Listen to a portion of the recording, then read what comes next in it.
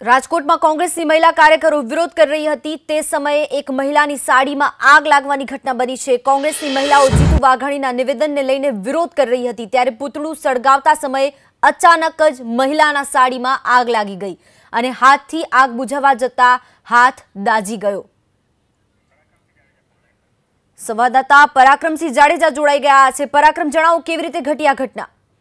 જી Jigna, Rajkot collector કચેરી ખાતે જે મહિલાઓ છે તેમના દ્વારા વિરોધ કરવામાં આવ્યો હતો તે સમયે જ આ સમગ્ર ઘટના બની હતી અને દ્રશ્યોમાં જોઈ શકાય છે કે ખૂબ જ ગંભીર પ્રકારની ઘટના બની હતી। જો સેજ પણ તાત્કાલિક આગ બુઝાવવામાં ન આવી હોત અન્ય મહિલાઓ દ્વારા તો કદાચ મોટી દુર્ઘટના બની હોત અને મહિલા આગેવાન છે તેમને જે કહી શકાય કે જે ગંભીર ઈજાઓ અથવા તો ગંભીર રીતે દાઝી જવાની ઘટના સામે આવી હોત। આ દ્રશ્યોમાં જોઈ શકાય છે કે મહિલા કાર્યકર્તાઓ જીતુ વાઘાણીનું જ્યારે પુતળાનું દહન કરતા હતા ત્યારે ઉતાવળમાં જે મહિલા આગેવાનો છે તેમના દ્વારા દિવાસળી મૂકતાની સાથે જ સમગ્ર ઘટના બની હતી અને તાત્કાલિક મહિલાના જે સાડીના પાલવમાં આગ લાગી હતી અને તાત્કાલિક બુઝાવવામાં આવી હતી। સમગ્ર ઘટનાક્રમ 3 થી 4 સેકન્ડનો ઘટનાક્રમ છે, પરંતુ એક મોટી જે દુર્ઘટના ટળી છે અને મહિલા આગેવાનો છે તેની અંદર પણ ભાગાભાગી નાસભાગ મચી જવા પામી હતી। એક જે થોડી ઉતાવળની અંદર જે જીતુભાઈ વાઘાણી છે તેમના પુતળાનું જે દહન કરવામાં આવે છે અને ત્યારબાદ મહિલાઓ છે તેની અંદર કહી શકાય કે ભાગાભાગી અને નાસભાગ